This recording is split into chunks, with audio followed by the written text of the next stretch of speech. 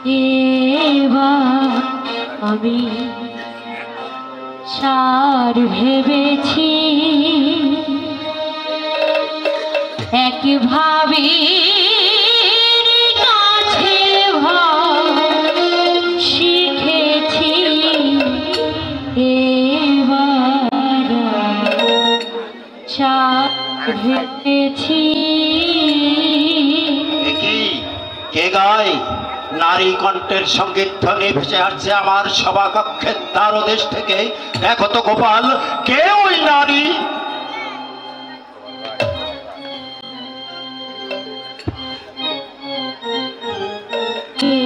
এবার সার ভেবেছি এবার সার ভেবেছি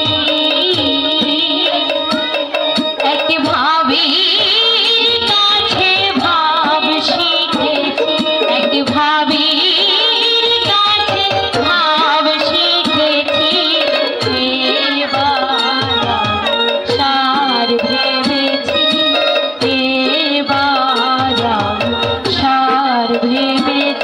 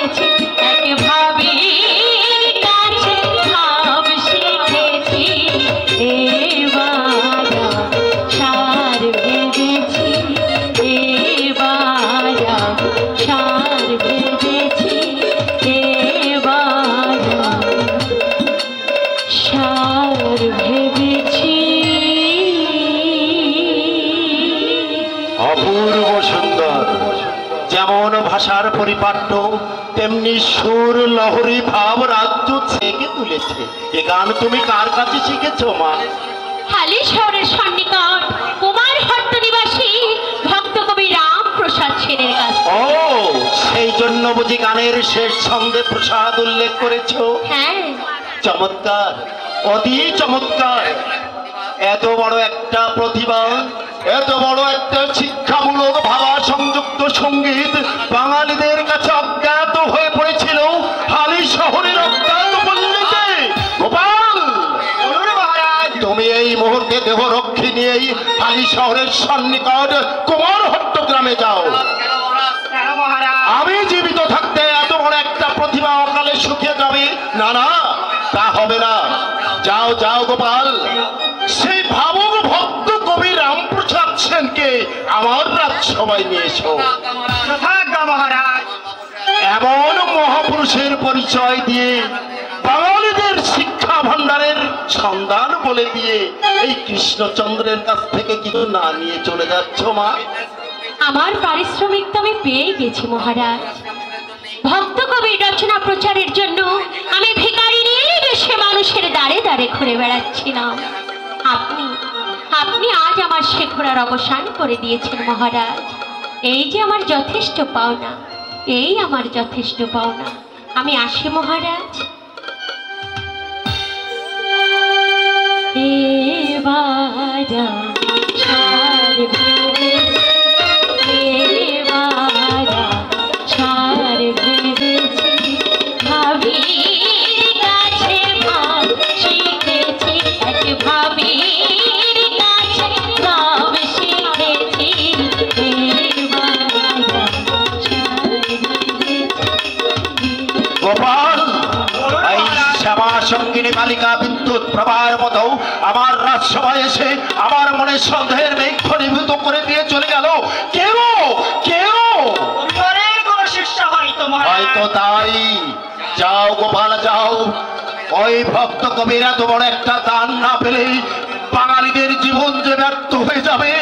যাও গোপাল যাও, এসো সেই ভাবুক কবি রামপ্রসাদ সেনকে। যথাজ্ঞ মহারাজ।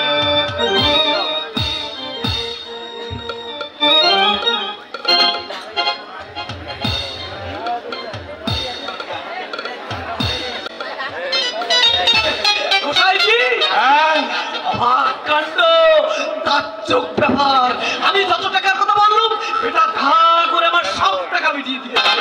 ওই যে বললুম বশীকরণ মন্ত্র প্রয়োগ করে জমিদারটাকে ভা বানিয়ে ফেলেছে ওই প্রসাদ বেটা। আমার না একটা বুদ্ধি করেছে। কি বুদ্ধি, কি বুদ্ধি? ওর ওই বড় মেয়ে পরিরাতে এক কান কাটে লিখিয়ে দিয়েছে এবং মাকে নাকি ডেকেছে। মা বিশ্বেশ্বরী কাশি থেকে অন্য কোটের দিন ওকে নাকি গান শোনাতে বলছে। কাশি থেকে ছুটে আসবেন ওই ওর বড় মেয়ের হাতের লেখা এই গ্রামের লোককে বুঝতে পারলো না। কি করে পারবে বলুন? আর কি করে পারবে? ওই যে আপনি বললেন না বশীকরণ বিদ্যুৎ ধরে এই গ্রামের লোকজনদের এমন ভাবে মরিত করে রেখেছে কাজে এইসব। হ্যাঁ গোসাইজি, হ্যাঁ গো নরহরি ঠাকুর, আমাদের কুমারহট্ট নিবাসী গ্রামের মতো রাজা কৃষ্ণচন্দ্র আজ ভেড়া বনে গেছে।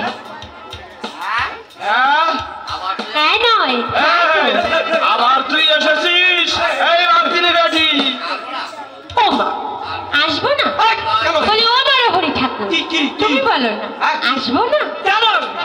তুই হলে ছোট জাত বাগদিনী, তুই আমাদের ব্রাহ্মণদের এখানে কেন আসবি? কেন আসবো?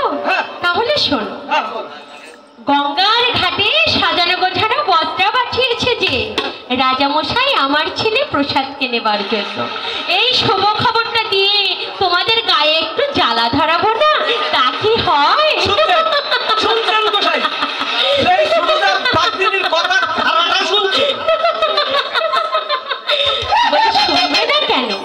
ও নরহরি ঠাকুর, তোমার ওই গোসাই যে কালাও নয় আর অন্ধও নয়, দেখতে শুনতে উনি সবই পান। তবে তবে ওই প্রসাদ ঠাকুরকে যদি আর মন চড়ে দেখে তবে অন্ধ হতে কিন্তু আমি বেশি দেরি নেই। এই আমি অন্ধ হতে দেবো কেন রে? আমি অন্ধ হতে দেবো কেন? গোষ্ঠী অন্ধ হবে। আমার 7 গোষ্ঠী তো তোমাদের মতো আমার পাপ কর্ম করেনি গোসাইজি। অন্ধ হতে যাবে কোন দুঃখে? তুমি আর এই নরহরি ঠাকুর যে পাপ কাজ করেছো তার সাজা নাকি নিতে হবে তা তোমরা ভেবেও পাচ্ছ না। এই, থাম। পণ্ডিতের বেটি পণ্ডিতিনী প্রসাদের কাছে দুগড়ি মন্ত্র শিখে তার বর্তমান হয়েছে। ও ওই বাবা বৃন্দাবন চন্দ্র যেদিন ফেলবে কেঁদেও কোনো ভাবি না। আমরা ছোট জাত বাগদিনীর মেয়ে, আমরা তো পড়েই আছি। তোমার ওই বৃন্দাবন চন্দ্র আমাদের আর নতুন করে কি ফেলবে গো? আর তাছাড়া তোমার ওই মন্দিরে যে বৃন্দাবন চন্দ্র বাসি হাতে দাঁড়িয়ে আছে ও তো একটা মাটির পুতুল গো। আসল বৃন্দাবনের বৃন্দাবন চন্দ্র কবে বৃন্দাবনে চলে গেছে।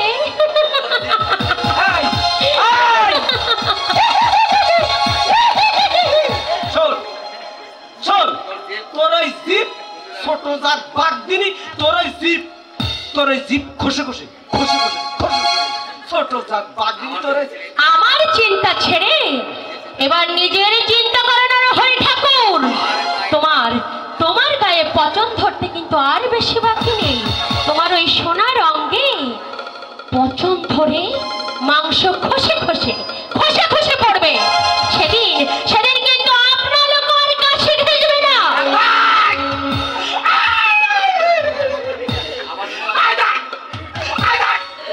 ওই অলক্ষণে কথাগুলো মুখ দিয়ে উচ্চারণ করলে না তোর ভালো হবে না বলে।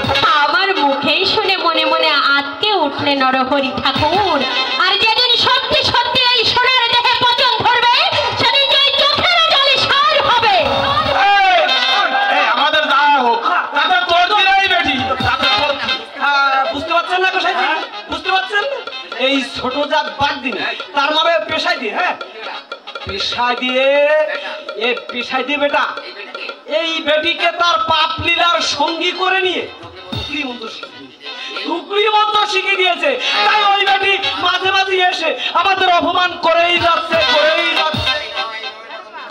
প্রসাদ ঠাকুর তোমার মতো পাপী নয় নরহরি ঠাকুর। সে আমার ছেলে আর আমি তার মা। ছেলের গর্ভে আমার বুকটা ফুলে উঠেছে। রাজা কৃষ্ণচন্দ্র আমার প্রসাদকে তার রাজসভায় নিয়ে যাওয়ার জন্য বজরা সাজিয়ে লোক পাঠিয়েছে। হ্যাঁ নয়? হ্যাঁ।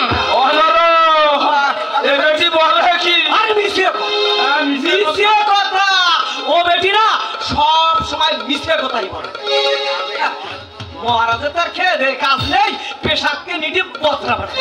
সত্যি কি মিথ্যে?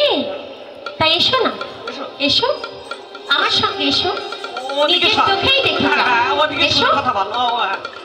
আচ্ছা আমি না হয় সরে গেলাম, তোমরা এসো, দেখবে এসো। আমরা তো দেখবো, দেখবো না? ওই যে দূরে গঙ্গার ঘাটে চেয়ে দেখো, দেখেছো রাজার লোক দাঁড়িয়ে আছে গো, আমার ছেলেকে নিয়ে যাবে বলে। দেখেছো?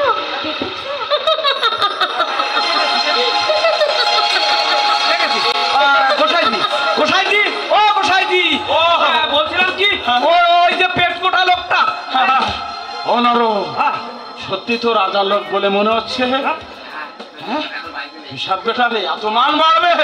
বলছিলাম কি অগোসাইজি একটা কাজ করলে হয় না? কি কাজ?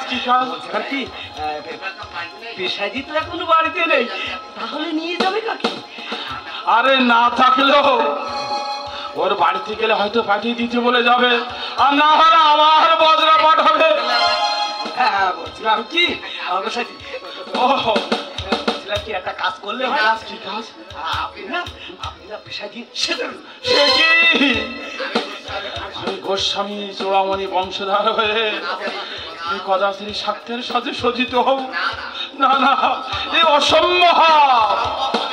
অসম্ভব বলে মুখ ফিরিয়ে নিয়ে যাবেন না, কারণ ওই পেশায় যে বেটা যদি রাজা কৃষ্ণচন্দ্রের রাজসভায় যায় তাহলে আমাদের বৈষ্ণব ধর্মের অকল্যাণ হবে। তাই বলছিলাম কি অবশ্যই আপনি আপনি এই তিলক সেবাটা মুছে ফেলে একটা লম্বা করে সিঁদুরের টান টেনে দিয়ে আসুন, আর বাকিটা না আমি সেরে দিচ্ছি। কি বলছো নরবাবু? ব্রাহ্মণ মানুষ এই তিলক সেবা মুছে ফেলবো? আরে শুভ কাজে যাচ্ছেন, ওরকম করছেন কেন? ওরকম করতে নেই, একবার শুভ কাজে যাচ্ছেন। পেশায় দিবেটা একবার বুঝতে পারছেন না? পেশায় দিবেটা যদি আমাদের রাজা কৃষ্ণচন্দ্রের কাছে যায় তাহলে আমাদের বৈষ্ণব ধর্মের অকল্যাণ হবে। তাই বলছিলাম কি কাজটা আমি সেরে দিই। তুমি সেরে দিবে? বাবা বৃন্দাবন চন্দ্র হে, তোমার মান রাখার জন্য আমাদের এটা করতে হচ্ছে বাবা।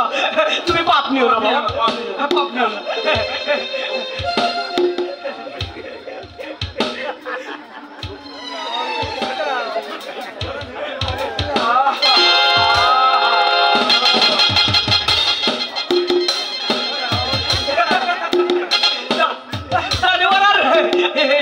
লম্বা করে সিঁদুরের টান টেনে দিয়ে আর বাকি যেটা করতে আমি করবো।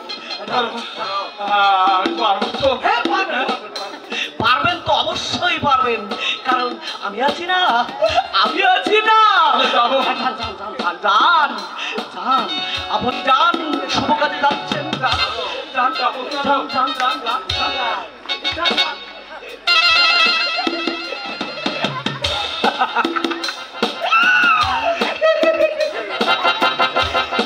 বুদ্ধিটা কেমন করুন এবার।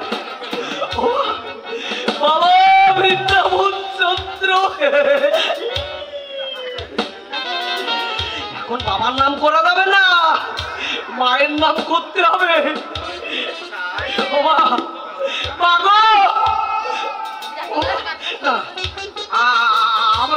আমার কাজটা আমি সেরে নি, না হলে তো আমার কাজটা আমি সেরে নি, ঘোষটা পাল্টিয়ে নি, তাহলে তো কেউ বুঝতে পারবে না।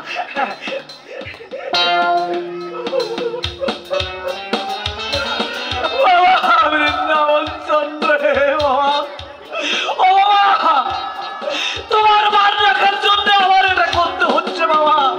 ও বাবা তুমি পাপ নিও না, তোমার নাম স্মরণ করতে পারছি না, মা ও মা।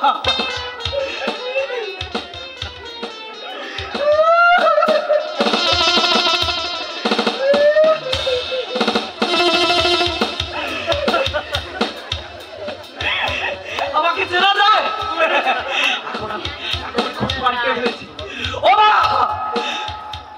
গো ও মা, দেখা দে মা, না হলে টেকা দে মা, টেকা দে ও মা, টেকা দে বাবা বৃন্দাবন চন্দ্র। বাবার নাম করে যাবে না, খালি মাকে ডাকতে হবে। বাবা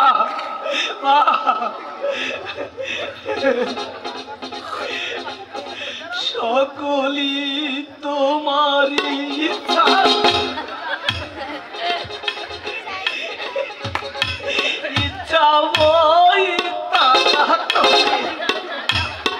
তোমার কর্ম তুমি করো।